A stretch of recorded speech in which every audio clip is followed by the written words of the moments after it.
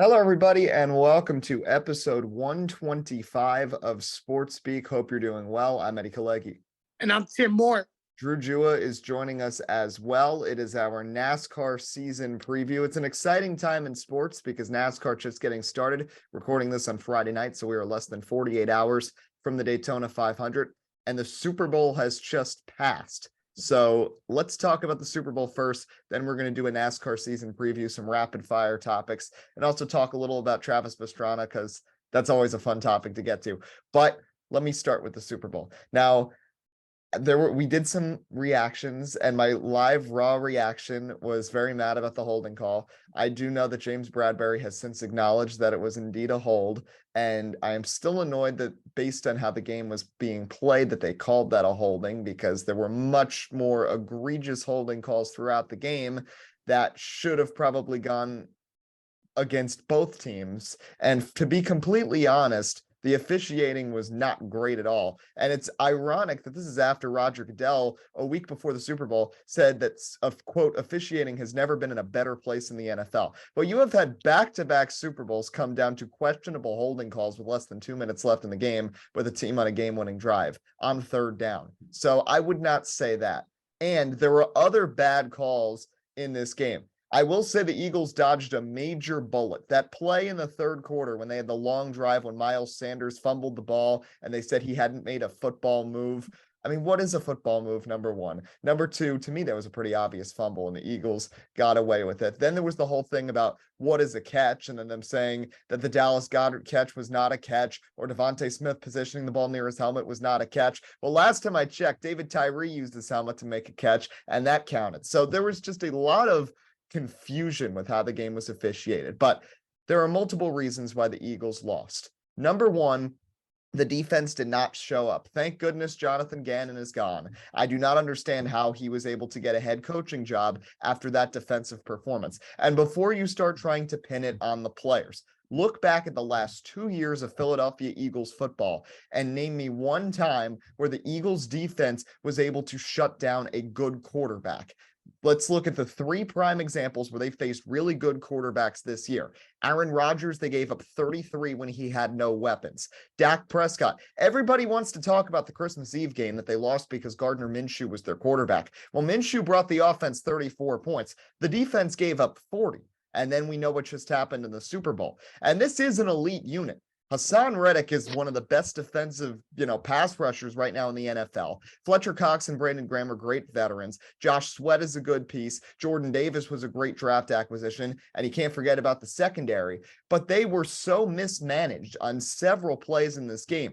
I mean, the strength of the Chiefs' offensive line was their edge with their tackles. Why not bring Reddick up the middle instead of just trying to send him to the edge over and over and over again when you knew Mahomes could roll out and scramble? It just did not make any sense. Some of the scheming from the defense, they kept leaving the middle of the field wide open for Mahomes to connect with Travis Kelce and not dropping an extra DB back 10, 15 yards to try to cover that.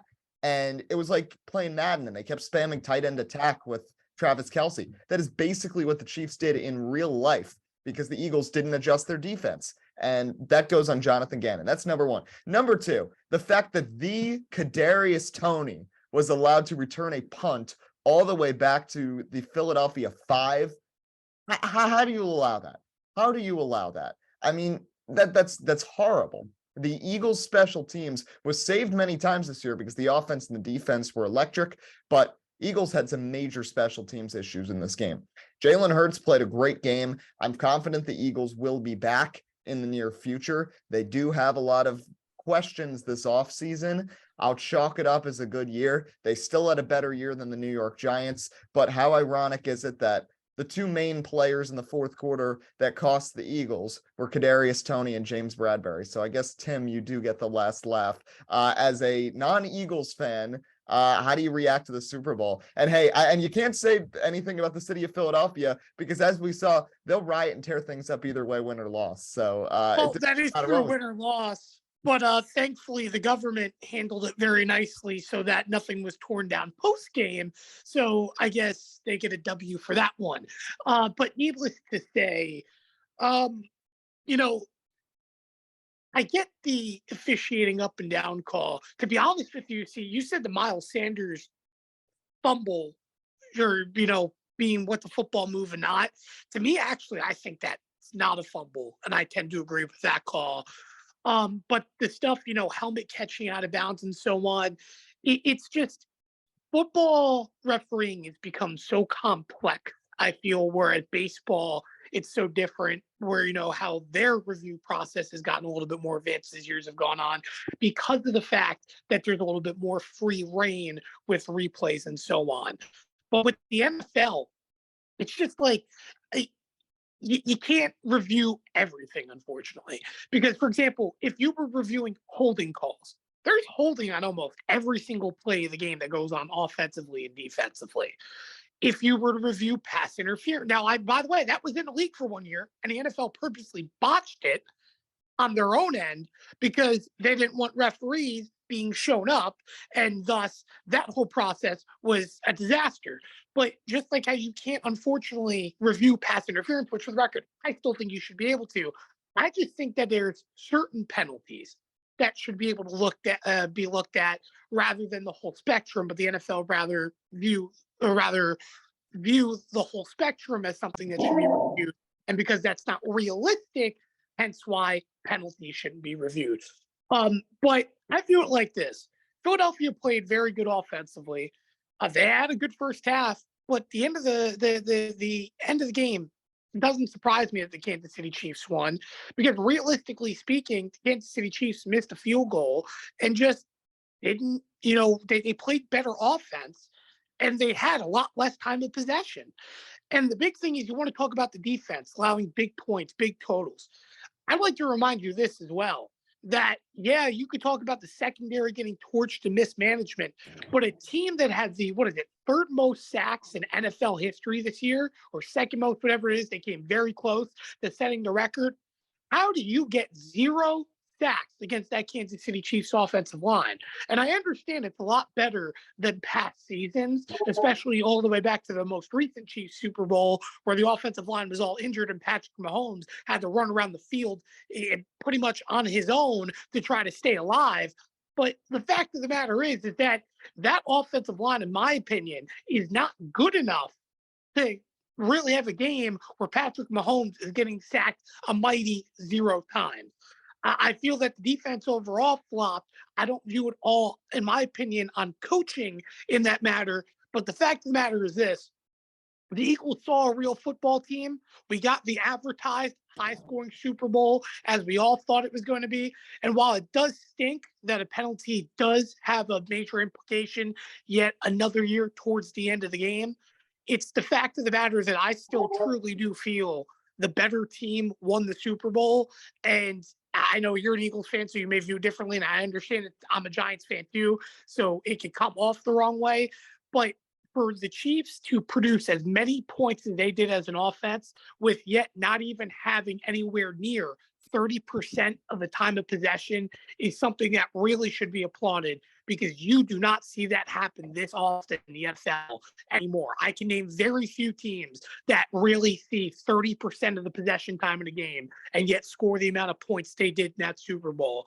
I can only think of one team top of my head that it's happened to in the past, and I want to say it would be the New England Patriots back when Brady was a quarterback. And that's not even the comeback game against the Falcons. I'm talking about a couple of games against Denver, as well as, oh goodness, I want to say one of the Green Bay games of recent times I can remember. I forget which one with Rodgers.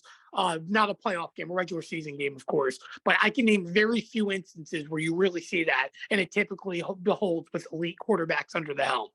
Yeah, and one thing that was proven now, the strategy to beat the Eagles, it's kind of weird because the two teams that beat Jalen Hurts, Washington owned time of possession and they stayed on the field as much as they could, yet Kansas City wasn't really on the field. They only had the ball for 8 minutes in the first half, and they were only down 10 at halftime, and they were able to battle back and, of course, win in the second half. But as an Eagles fan, listen, I'm not that upset because I've seen them win a Super Bowl once before. I know the Chiefs are really good. Much respect to Andy Reid and Patrick Mahomes on winning another Super Bowl. Isaiah Pacheco as well. Shout out Rutgers. But Drew, Mahomes now has won 2 championships. He's made it at least to the conference title game all 5 years he's been a starter. Already at just 27 years old, where is this putting him legacy-wise among some of the greats? You are muted, sir. Yeah, it's kind of hard to say. Making the conference championship game five years in a row, especially your first 5 years, who's done that? I mean, Tom Brady. Well, Tom Brady. It puts him up there with Tom Brady. I mean, if he continues this, top 5 all time. If he can, it's kind of hard to say. He's, like you said, he's 27, 2 Super Bowls, 5 conference championships.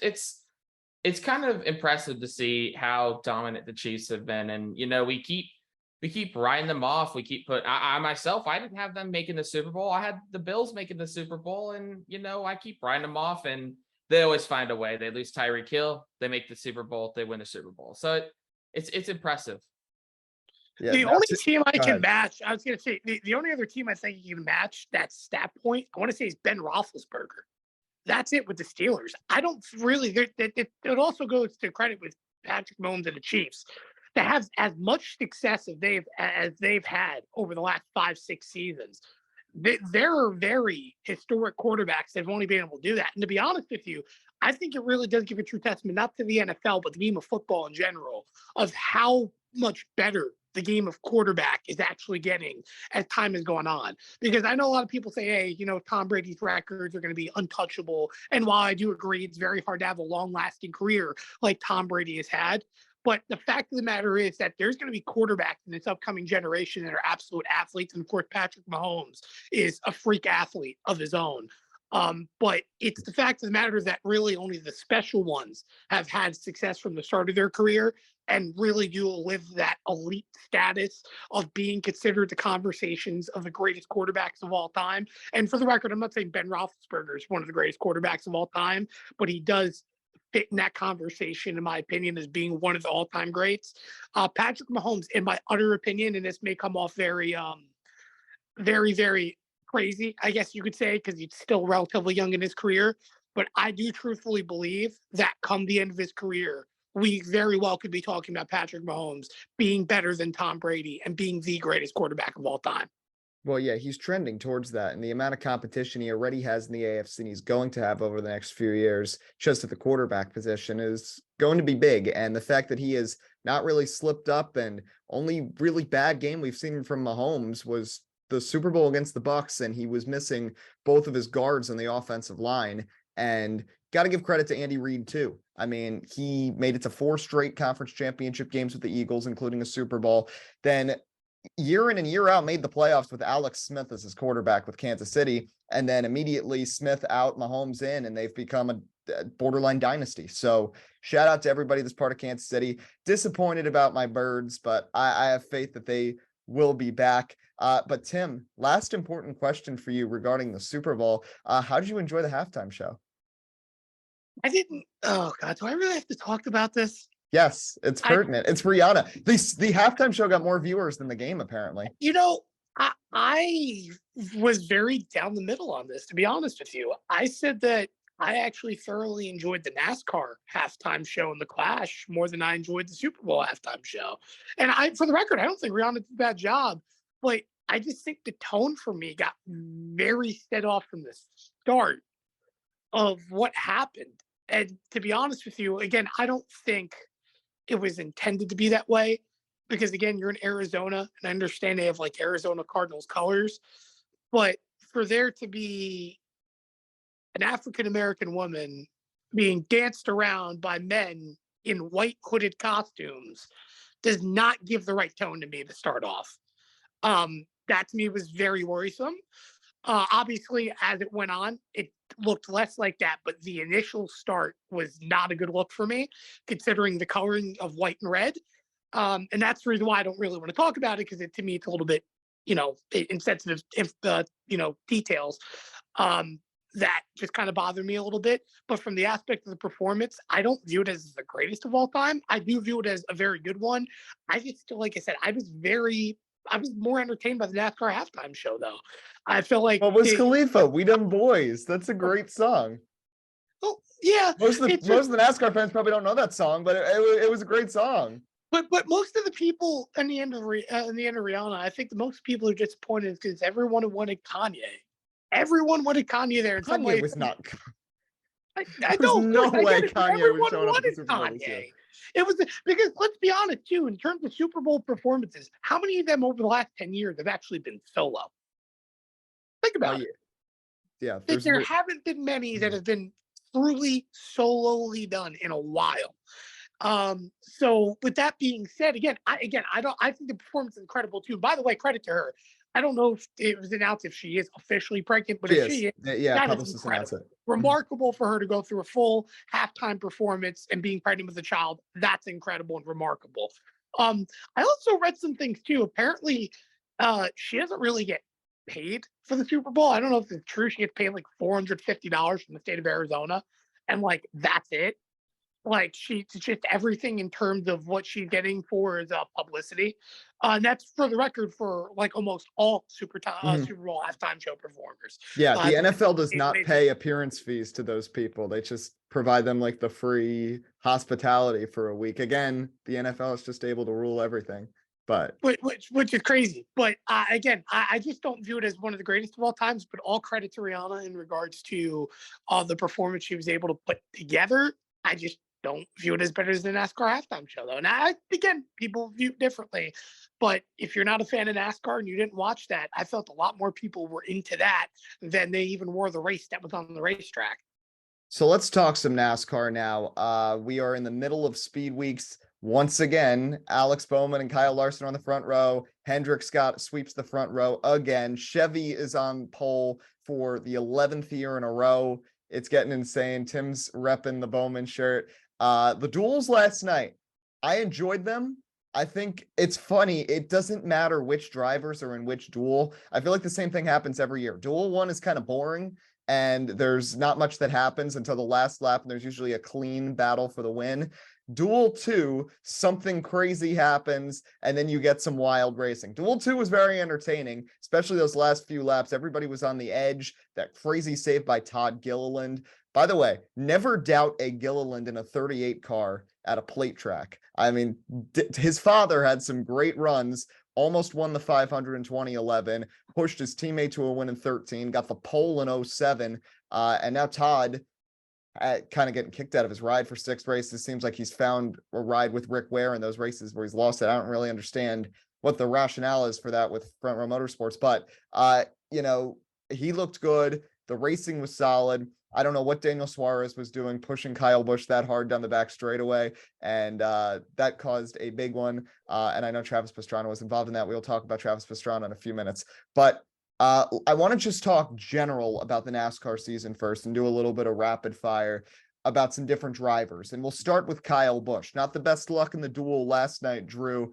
but looking at the season ahead for Busch, I think he's looking for sort of a revenge tour. Didn't like the way things ended with JGR. Richard Childress looked solid at the Coliseum. Both of their cars looked decent in the duel. And I think Busch is poised to be a serious title contender this year. Yeah, I agree 100%. I see him winning at least 2 races this season. I mean, he struggled. Did he win a race last? I think he won 1 race. He won Bristol Dirt. He got lucked into that when Reddick and Briscoe had their fiasco. But no, I see him having a strong run this season. I see him making the round of 8, kind of saying, see what I could do to Gibbs. It's kind of hard to say. I think he's going to go far, but I don't think he wins the championship. He's kind of an under the radar guy. Everybody's sort of riding him out, or they have him as the championship. It's a winner go home, basically.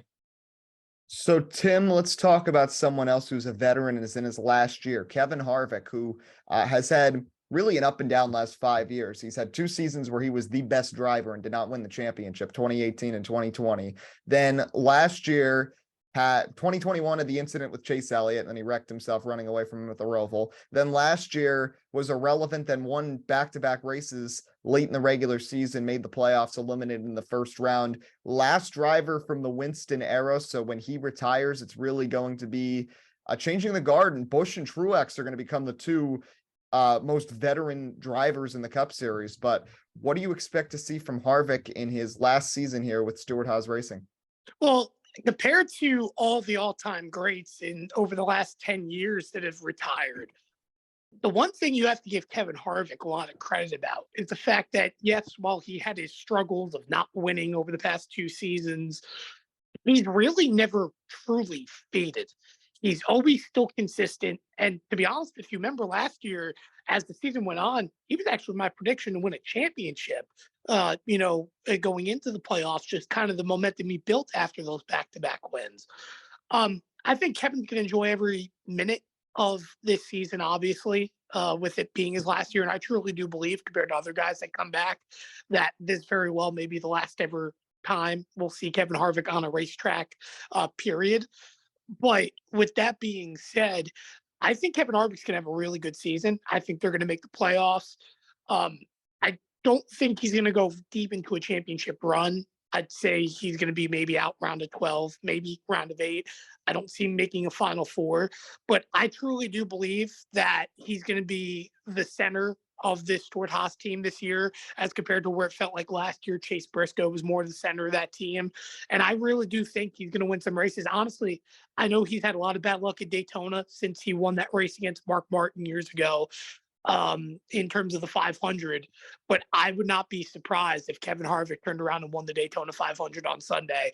That car looked really, really good in a dual race. And I think they have a really good piece. Stewart-Haas in general, compared to last year, where they weren't prepared for the 500 at all, did no testing, looks a lot better this season heading into Daytona.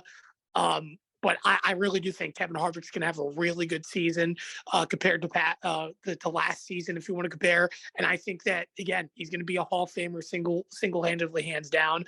But I think, unlike compared to past legends, Harvick's going to be, very, very decent all season long with Stewart-Haas Racing.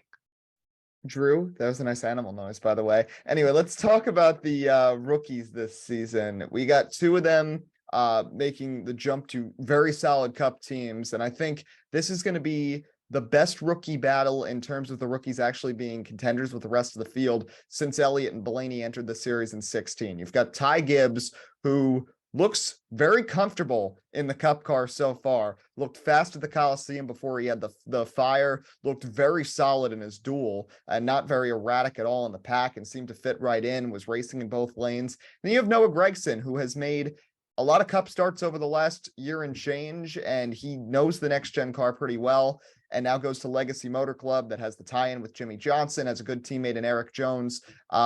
Do you see them winning this season, and which one do you see as coming out on top as the superior rookie in 2023? I kind of, it's hard to say. Noah Gragson, he's in the Legacy Motor Club. They changed from Petty. They had Eric Jones win last season. I mean, it's pretty surprising win. They had been pretty mid-pack. Eric Jones had been outrunning his equipment, but I don't see Noah Gragson winning. I've been pretty high on him. He dominated last season in the Xfinity Series, but didn't win the championship. But I don't see him winning. And on the contrary, I think I do see Gibbs winning one race. I don't know how he's going to win it. I don't know what track it's going to be at and what combo it's going to be, but I see Gibbs winning. He's very talented. His attitude needs to change, and we've seen him sort of go. He's sort of been on the uphill, and then he does something bad and it goes back down. But he's going to be the new Kyle Busch in the Cup Series. People aren't going to like him no matter what he does. But I do see him winning one race at least. So Tim, let's talk about the surprise from last year. That's Ross Chastain. Right out of the gates, he looked like one of the top drivers, proved it all season long, made his crazy move that's now been outlawed by the sport. Can't ride the wall in turn 4 at Martinsville because this spring probably 30 people would have tried it, but that'll be an iconic moment. and he almost won the championship. 10 more laps, maybe he would have caught Joey Logano at Phoenix, but came home as the runner-up.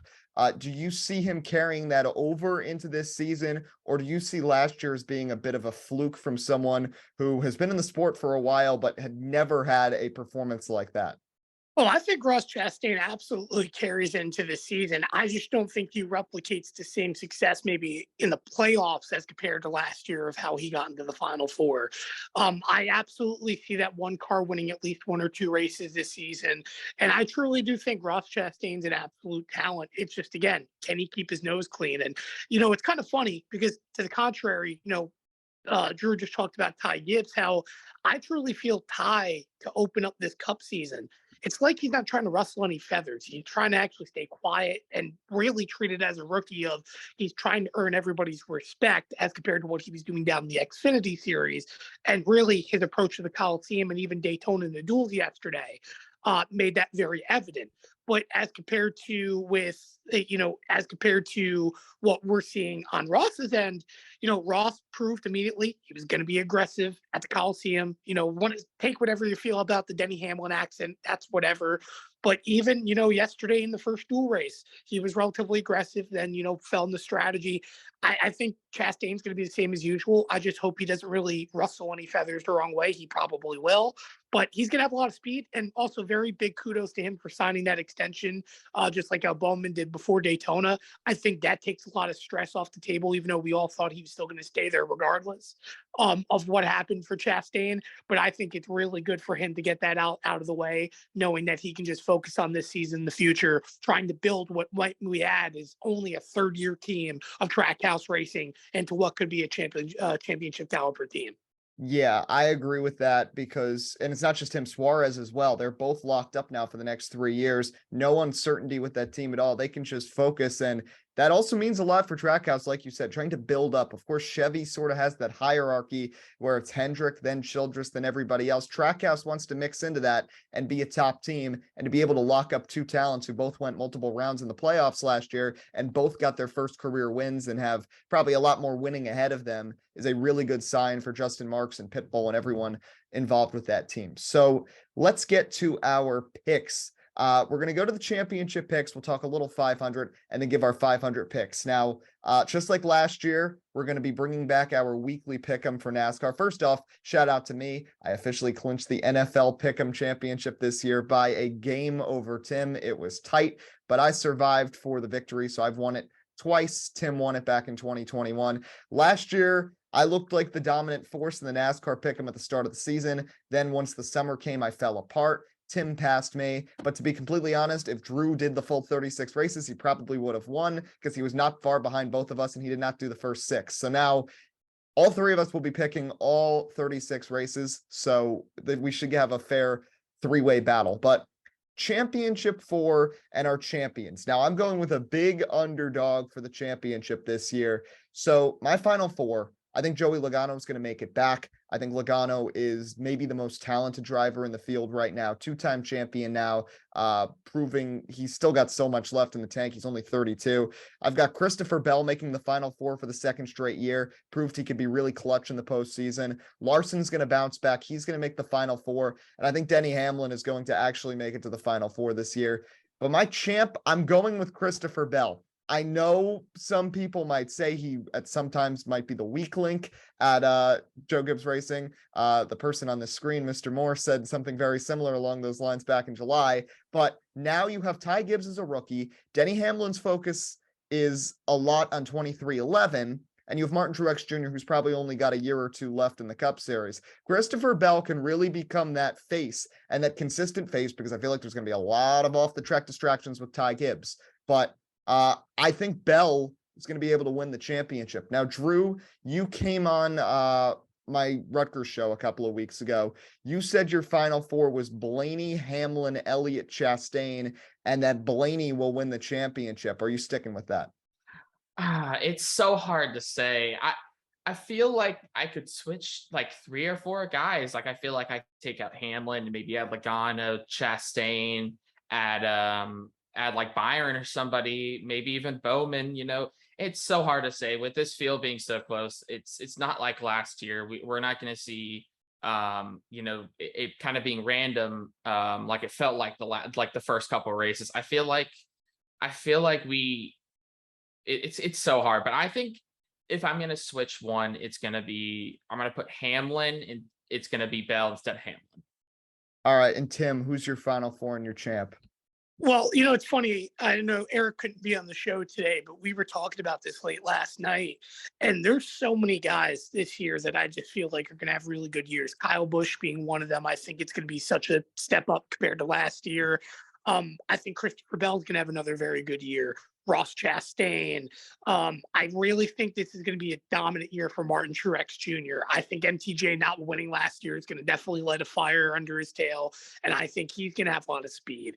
I think Joey Logano, to be honest with you, is going to be another guy that's going to have a really good season. What did you announce the champion, Eddie? I'm sorry. Did I miss that? Did you have a prediction? He picked Bell. Yeah, Bell's my champ. Mm-hmm. Okay. Because my final four, very, very similar to yours, to be honest with you. I have Logano in the final four. I just think he's the face of Penske. He's nothing shy of consistent. And you want a guy that's always there every year. I feel like he's that guy. I have Christopher Bell. Going into this year, I feel very confident with what I saw at the end of last season. And he's proven his talent's worthy. I think he's worthy of being there. The other one, Kyle Larson, I think he's going to come back this year. To be honest with you, another thing I was talking about with Eric late last night is I get this weird vibe. Every year I go into Daytona, I'm always worried about Bowman, how's the year going to go? I feel awkwardly confident about the 48 this year. I feel very awkwardly confident about Kyle Larson. I feel very awkwardly confident about the 24. But the driver I don't feel confident about this year, to be honest with you, is Chase Elliott. And I know that sounds weird, but the first 2 weeks, the 9 team has been lacking, really lacking. That team never misses in qualifying at Daytona. Not that qualifying dictates anything. He was not relevant at all in the Clash. And again, I know the Clash isn't exactly a track of relevancy. And while I do feel like Chase Elliott's going to win a race this year, I feel like there's potential for him. I'm not saying he's going to be, but I just feel there's potential that he could have one of his worst seasons since his rookie year this year. And I don't think he's going to replicate the success that we saw last season. So I'm hoping I'm wrong, but I just don't really feel confident about the 9 team for some reason. But with that being said, that's the reason why I have Larson in the final four. And my fourth driver, I mentioned him a few moments ago. I really do think this is the year for Martin Truex Jr. to shine. And while typically I would have Denny Hamlin probably in that final four mix, I just feel Martin Truex Jr. in what would be that round of 8 has some really good tracks for him historically speaking. And I just still feel if there's anyone to be motivated, I know he's going through a divorce process and everything, and it's so different from the aspect of football with Tom Brady. But the fact of the matter is that I feel Martin is more motivated than ever. And last season, not getting to win really, really, bit him in the tail. And for the record, too, I feel this season's going to be very even. But I have been making the final four. And my champion this year, I think Joey Logano is going to repeat. I really do. I just find that 22 to be very consistent. And rather, there's people that don't like him because he lacks personality and so on.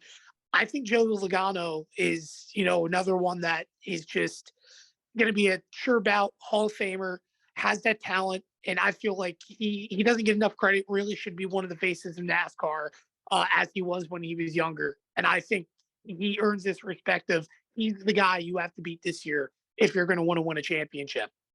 So now the big question, 4 minutes left on the show, Daytona 500. By the way, Tim, Travis Pastrana made the race. I know he kind of ARCA braked that wreck. Yeah, well, listen, slight ARCA congratulations, Travis Pastrana. You made the Daytona 500 because you didn't have to utilize an apron getting up to speed on 1 lap qualifying.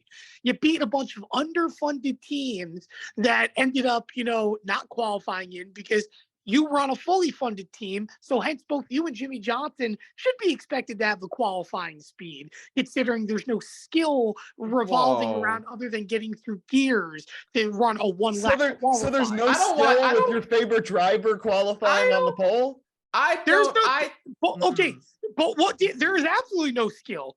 They prepped so hard to get that pole. Bowman couldn't even keep with the pack in the dual race because it was an impound race. He was the only one that went based off pure qualifying and not bouncing a race car. I thought he dropped out of the pack because he didn't want to wreck his car. No, the car was bouncing so hard on the left rear that he couldn't even hold the bottom lane. So he got out and he couldn't keep up from that point. That's also the next gen. I don't want to hear any hate on Jimmy Johnson. He outqualified both of his teammates. I don't want to hear just but the point is that they're fully funded teams. They should be able to keep up with those teams in terms of qualifying. You're telling me that they shouldn't beat a Kalegi car? You're telling me that they shouldn't beat Zane Smith and all these poor poverty teams that are bringing in drivers? Well, you know what? I'd rather have a car in the field that's going to be able to keep up with the pack. It's bad enough that we have Connor Daly's car the back half of the car is flapping around like a piece of paper in the wind, and he's going to be in the 500. But the point is it surprising he qualified in the 500? No, because he's on a team that should have the speed. But him ARCA breaking into an accident, driving into the grass, is the exact example of why Travis Pastrana is going to be a catastrophe in the 500, just like he was in the dual race. Well, we shall see. He's not good. He doesn't deserve to be there. He's not good. He doesn't deserve to be there. And the fact of the matter is that BJ McLeod has more talent than he does. Almost any back marker in that Cup Series field, I'd even say Quinn House has more talent in a Cup Series car than Travis Pastrana does. And I'm not going to be surprised when he's the first car to crash on Sunday. All right, we got 60 seconds. Let's do our picks. I'm going Chase Elliott. I know he's been a disappointment so far in speed weeks, but when Hendrick is underrated, that's when they perform. I could see Chase squeezing one out. And again, it's the 500, so you just got to avoid wrecks. Chase is usually good at that. Drew, how about you? Who you got in the 500? Wait. Let's go off of last year's standings. I think Tim should go before me. All right, Tim, go ahead. Who's your pick? All right, well, then I'm going to go with Ryan Blaney. I think Penske continues his success. And while I'm very tempted to pick a Hendrick car or a Toyota, I just don't see it happening. And Drew, how about you? I'm gonna go with Bubba Wallace. We'll have all the manufacturers. I feel like this is his year. Yeah, Elliott, Blaney, Bubba. We'll see what happens next week. We'll recap the 500, probably talk some NBA as well. Baseball on the horizon, just poured to spring training. Jacob deGrom's already hurt, so we'll talk about all that. But until next time, follow us on Twitter at SportsSpeak Live. Shout out to Drew Jewah for joining us. But that's all for SportsSpeak. I'm Kalegi. And I'm Tim Moore. Enjoy the rest of your weekend and enjoy the Daytona 500.